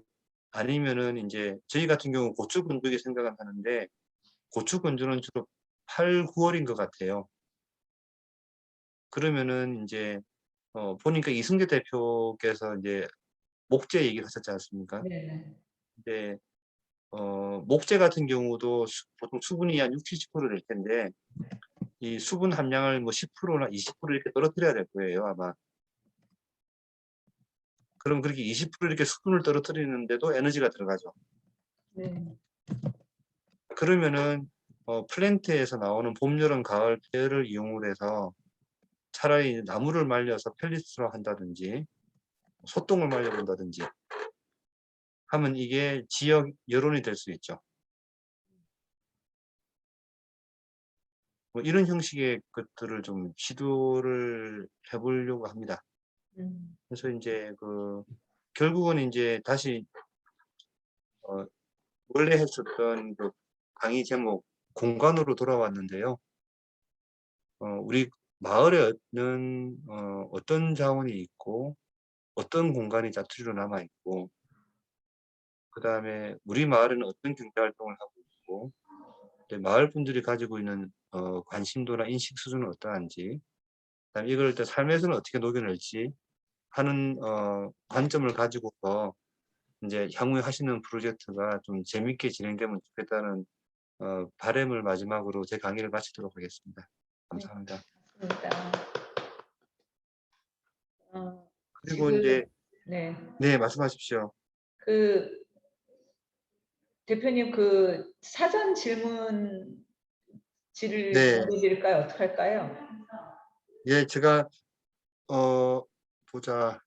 어떻게 할까요? 이걸 오히려 그 선생님께서 올려주시는 것도 괜찮을 것 같은데요. 제가 제가 제가 공식 제가 직접 질문을 드리는 것도 괜찮을 것 같아요. 예, 그렇게 하셔도 좋고요. 네. 네네. 그 사이에 제가 여는 네. 사이에 여기 채팅방에서 온 질문을 먼저 드릴게요. 네, 알겠습니다. 저도 궁금했던 건데 네. 여기가 지금 남양주에서 협동조합을 추진하고 있는데요. 예. 협동조합에 거기에 지금 추진위원장인 정경선 님이 질문을 한 건데 협동조합의 매력을 느끼는 것 중에 하나가 소통의 방법입니다. 네. 만장일치제로 한다는 것이 참 좋습니다. 그리고 그렇게 하는 것이 시간과 노력이 굉장히 많이 들 텐데 제일 많이 들었던 시간은 얼마 동안 걸렸는지 궁금합니다. 6 년요. 마을 기업 만드는데 6년 걸렸습니다. 만장일치를 만드는데 그러니까 인제 주변에 지금 놀래게 2015 년도에 마을 기업을 만들자고 하고 예. 횟수를 세 보니까 6 년이더라고요. 아 정말 근데 예. 예. 그리고 인제 이론실도 짓자라고 했는데 어떤 작물을 할지를 가지고 2 년째 논의하고 있습니다. 아 참 제가 읽었던 것 중에 보복마을 보복마을을 보면서 느꼈던 게 '야 어떻게 이렇게 논의를 하나.' 싶은 생각이 들 정도였거든요. 그러니까 네. 우리가 지금 보봉을 많이 탐방을 가기도 하잖아요, 세계에서. 근데 그 네. 마을이 있기까지는 1차 대전서부터 유래를 하더라고요. 예. 예. 그거 보고 놀랐는데 원천도 또 하나의 놀라운 사례인 것 같아요. 뭐 사실 인제 그 정 선생님이 막 강의를 하라고 하셔 가지고 인제 했는데, 네. 요즘 인제 최대한 강의를 자제하는 이유 중에 하나가 네. 굉장히 과대평가되는 것에 대한 두려움이 있습니다. 네네. 그러니까 인제 지금도 어느 작물이 맞는지 가지고서 그럼요. 논란이 되기도 하고요. 네. 그래서 인제 좀, 그러니까 이벤트 중심으로 설명을 드리다 보니까 참 다 웃겨 네네. 보이고 하지만 실제로는 많은 어려움들과 네. 갈등을 힘들게 좀 넘어가고 있었고요. 예예. 그다음에 이제 보복 말씀하셨는데, 네. 저도 인제 보복 마을을 보고서 제일 많이 영감을 받았어요. 아. 근데 뭐였냐면은 막 거기는 태양광이나 뭐 멋진 네. 풍광 이런 게 아니었어요. 네. 거기 가 보니까 그때 인제 분리수거를 하는데 네. 경 색깔별로 분리수거를 하고 있더라고요. 맞아요, 맞아요. 예. 그것만 보고 왔습니다. 아 진짜 대단한 그러니까 저는 인제 말씀을 드리면서도 생각하고 하는 게 만장일치가 굉장히 더디 가는 것 같지만 그 더디 네. 가는 걸로 의사결정이 되면은 '참여를 이끌어내는 데는 좀 더 낫지 않을까.'라는 생각이 들어요. 예, 네. 맞습니다. 예. 저는 지금 대표님 강의를 들을 때나 성대골 김소영 대표님 강의를 들을 때나 그냥 짧게 말씀하시지만 그 행간의 노력이 얼마나 컸을지가 사실 느껴져요. 그래서 네. 뭐랄까 가슴이 아파요 저는 사실. 그 행간의 얘기가 '아 이렇게 하려면 얼마나 힘드셨을까.'라는 생각이 이제 김소영 대표님한테도 똑같은 감정이었고 지금 대표님한테도 예. 똑같은 감정을 느끼는 것 같아요. 네. 예. 그래서 또 인제 제가 이걸 강의를 들으면서 생각했던 게 사실 지금 우리는 농작물에서 저농약, 유기농 이런 얘기를 되게 많이 하잖아요. 그러면 예, 그 대표님 강의 중에 앞으로는 정말 저탄소, 무탄소 아니면 탄소 제로 재배 네, 이게 우리들의 어떤 화두가 될 수 있겠다라는 생각이 좀 예, 들더라고요. 예. 그래서 어, 네, 농촌에 있는 생산자 관점에서 볼 때, 네, 그러니까 굉장히 중요하다고 봅니다. 우리 이때까지 우리 말한 유기농이라는 부분들은 네, 어떤 생물학적 다양성이나 또 네, 농민의 건강에 대해서 소비자가 인정해 주는 거거든요. 네, 네, 예, 그리고 우리 소비자들이 유기농을 사는 이유는 어떻게 보면 그 비용을 나눠 분담하시는 협력의 개념이죠. 네, 근데 저탄소도 앞으로 특히 기후변화 같은 경우에는 농업에 엄청난 충격을 줄 거예요. 네, 그랬을 때 이걸 국가 재정이나 농민의 부담으로 넘어서는 게 가능할지란 고민들을 좀 합니다. 네, 그런 면에서 어떤 이런 측면에서 결국은 저탄소라는 개념이 들어와서 네, 유기농에서와 마찬가지로 네, 소비자와 생산자가 만나게 되는 어떤 계기가 있어야지 네. 어, 지속 가능한 무엇이 나올 거라고 생각하고 있습니다. 네, 네. 그러면 사전 질문을 먼저 드려볼게요. 네, 현재 지자체나 정부에서 장소 임대나 국유지, 지자체 소유의 땅이나 건물을 재생에너지 사업에 임대하는 비율이나 입장에 대해서 궁금합니다. 그러니까 국유지나 예. 공공장소 임대에 대한 비율이나 그 입장이 정부의 입장이 뭔지 이런 걸 궁금해하시는 것 같아요. 그러니까 제가 일단 정부에 있는 사람이 아니라서 아시는 그렇긴 만큼만 한데, 근데 그 솔선수범해야 되지 않을까 싶은데요, 그냥 정부가. 정부에서. 예, 사실 저희 경기도도 저도 이 질문에 조금 답변을 드릴 수 있을 것 같은 게 예, 경기도도 공유부지를 발굴을 해요. 이번에 경기도도 예, 이거 가지고 솔라리그에서 상을 타거든요. 예, 공유부지를 발굴해서 협동조합한테 나눠줬어요. 원하는 협동조합한테. 근데 협동조합이 예, 나누어 가고 나서 그 뒤에 작업이 또 맨투맨이에요. 공유지를 네, 그러니까 시군청에서 이 공유지를 경기도에 제공을 했음에도 불구하고 잘 되는 시군이 있는가 하면 경기도에서 부지를 제공을 받았음에도 불구하고 다시 처음부터 해주세요. 뭐가 문제예요? 누수는 어떻게 할게요? 이게 계속 왔다 갔다 하고 있는 문제라는 거죠. 그래서 그러니까 정부에서 발표하는 거를 들어보면은 뭐 그냥 일사천리로 진행될 것 같은데 그 현장에 네, 가면 다시 처음부터 다 단계를 밟아야 되는 상황이더라고요. 그래서 지금 질문에 이제 조금 말씀을 드리면 그 비율은 굉장히 작고 네, 그리고 그런 거는 제공되고 있지만 사실 일사천리로 제공되는 예는 정말 극소수라고 좀 말씀드리고 싶은 것 같아요. 또 예, 그다음 질문을 또 말씀드릴게요. 네. 정부 차원의 에너지 정책과 지자체의 수용성과의 괴리 문제를 어떻게 해결할까요? 아까랑 좀 그, 비슷한 것 같아요. 어, 제가 그게 각 지역마다 이 수용성 문제가 존재를 할 텐데, 제가 지금 제일 가슴 아프고 관심 있게 보고 있는 부분들은 그 전라남도 쪽이나 농촌 절대 농지에 대한 대규모 태양광 발전 이런 부분들을 좀 유심히 봐요. 네, 근데 거기 있는 농민분들을 만나보면은 어, 태양광이 반대하시는 게 아니에요.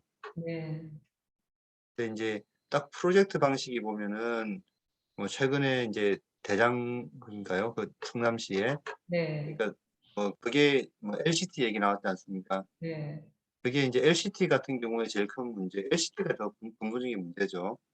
근데 LCT 같은 경우가 보면은 프로젝트 파이낸스라는 개념으로 해서 그 음, 어떤 사업을 개발하는 단기 투기 투자 자본이 들어와서 네, 개발을 하고 자기가 개발한 지분을 네, 제산자한테 매각하는 구조더라고요. 보니까. 네, 네, 그러면 사업의 주체가 누구냐는 거예요. 그렇죠.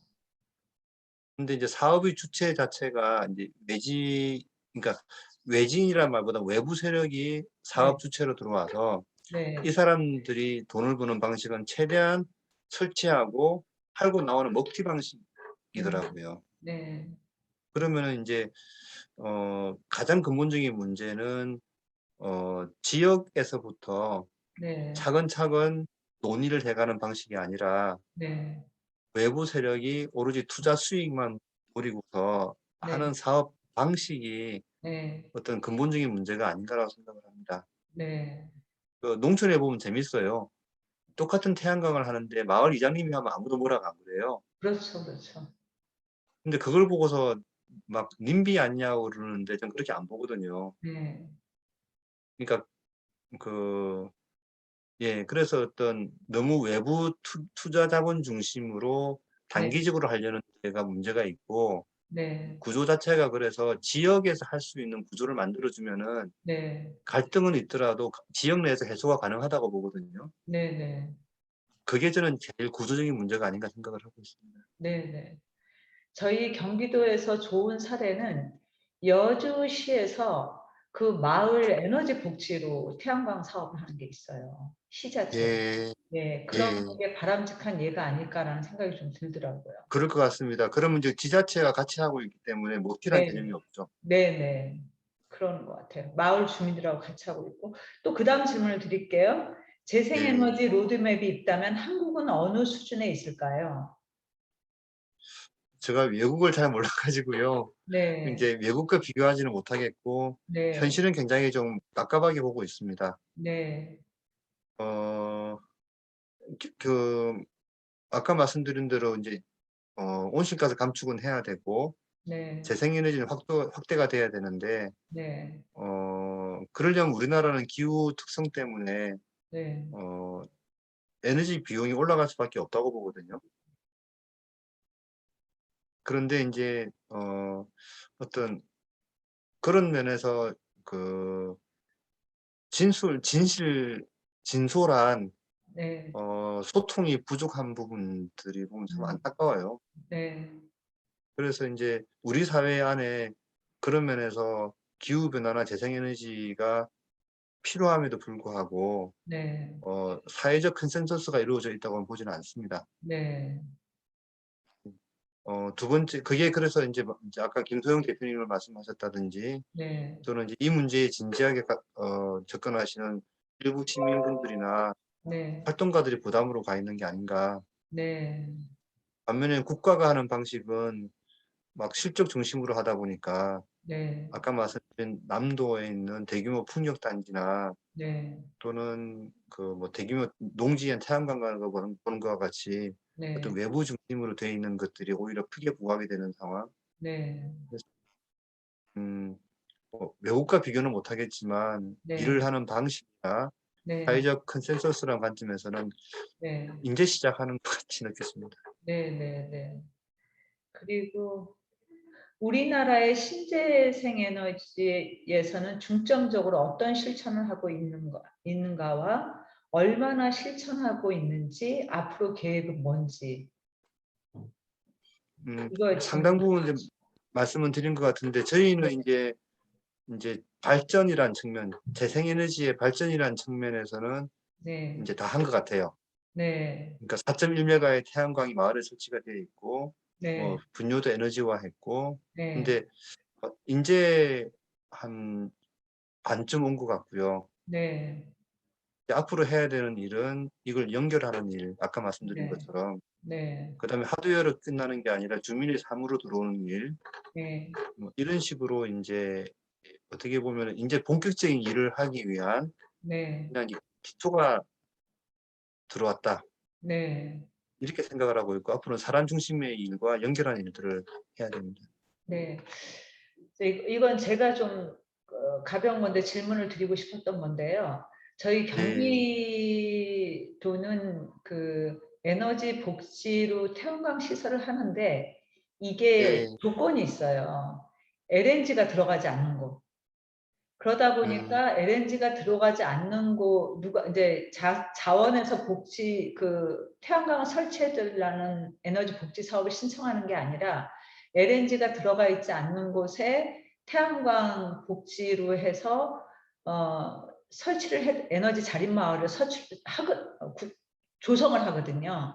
그러다 보니까 네. 경기도의 에너지 자립마을을 탐방지로 만들고 싶어서 가서 보면은 항상 이제 자랑하는 것 중에 하나가 우리가 태양광으로 인해서 이렇게 많이 발전이 되고 있기 때문에 우리가 저 집도 김씨네 집도 이씨네 집도 커다란 냉장고도 들여놓고 커다란 뭐도 들여놓고 그렇게 자랑을 하셔요. 네. 지극히 당연하죠. 어르신들 예. 분들한테는.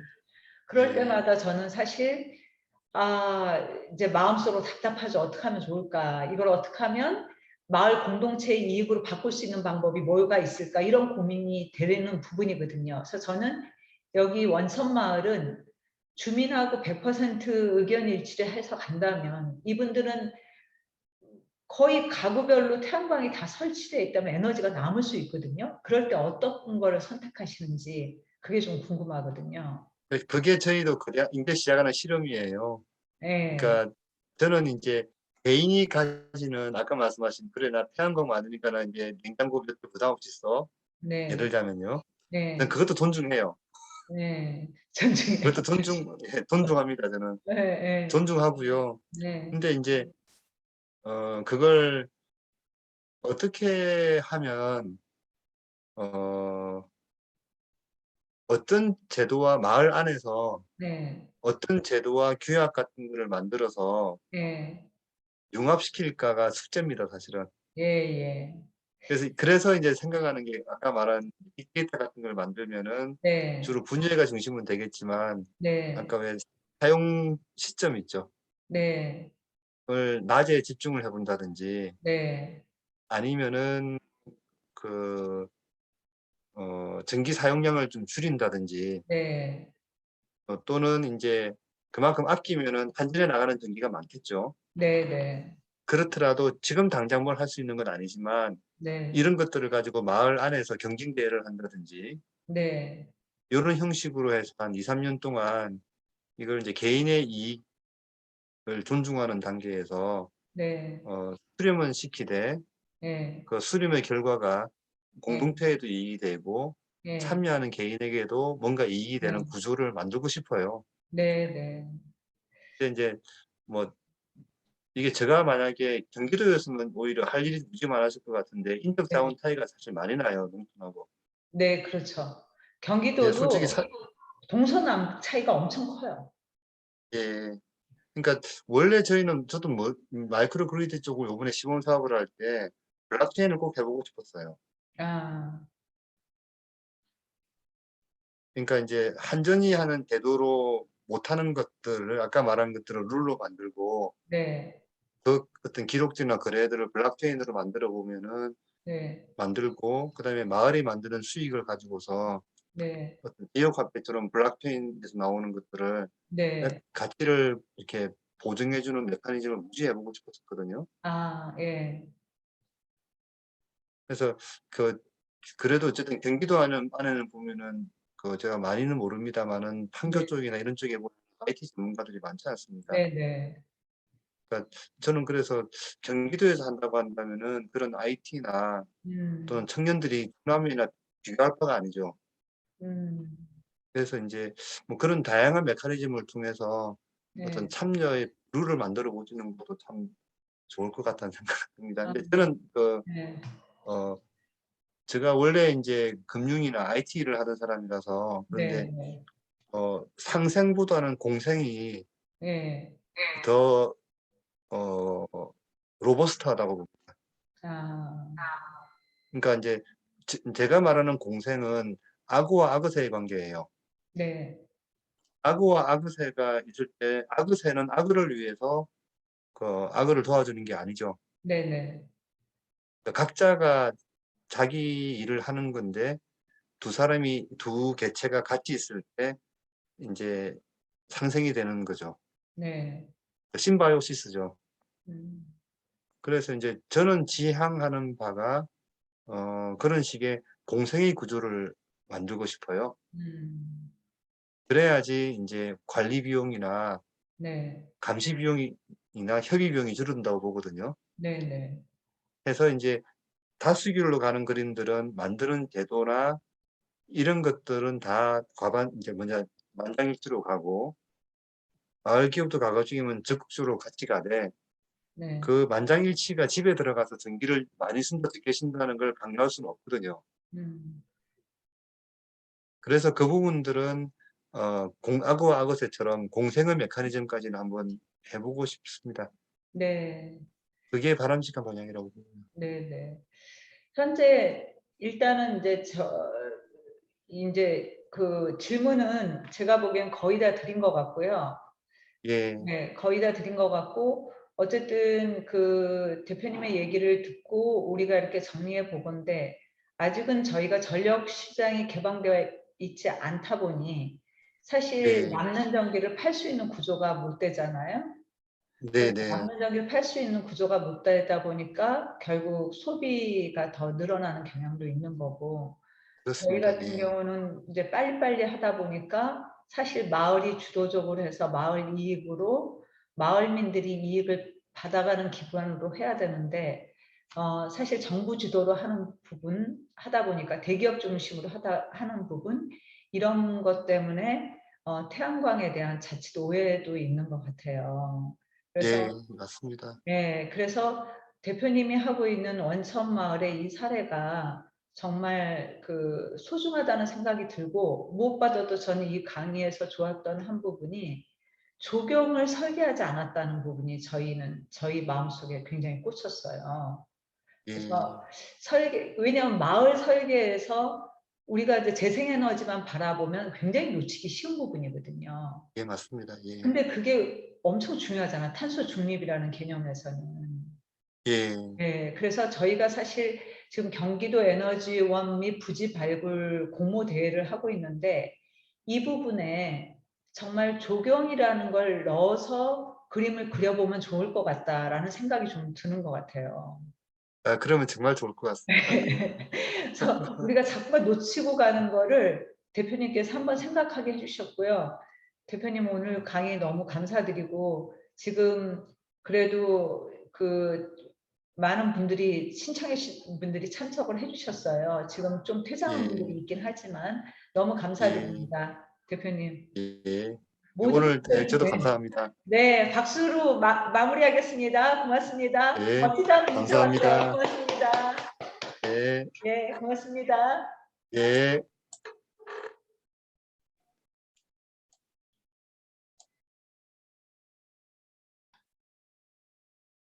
고맙습니다.